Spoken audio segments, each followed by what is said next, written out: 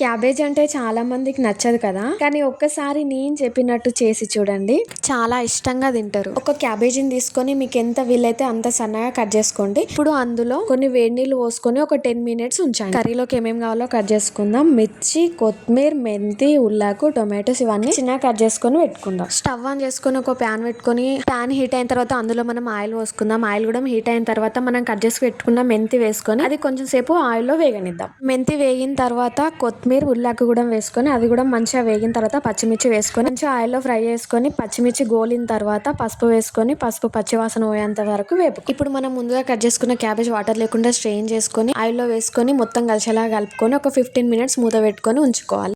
15 minutes అయిన తర్వాత అందులో టొమాటో, సాల్ట్ కూడా వేసుకొని మళ్ళీ ఒకసారి కలుపుకొని మళ్ళీ ఇంకొక 15 మినిట్స్ మూత పెట్టుకొని ఉంచుకోవాలి. ఇట్లా చేస్తే క్యాబేజ్ లో ఉన్న పచ్చి వాసన మొత్తం పోతుంది అన్నట్టు. ఒక 30 మినిట్స్ లో మన క్యాబేజీ కర్రీ అవుతుంది. అంటే ఇట్లా సిమ్ లో పెట్టుకొని చేసుకుంటే చాలా బాగుంటది కర్రీ. లాస్ట్ లో కొత్తిమీర వేసుకొని స్టవ్ ఆఫ్ చేసుకుంటే మన కర్రీ రెడీ అయినది. Easy and tasty cabbage curry ready అయింది. నాది cube the long video upload చేస్తా, తప్పకుండా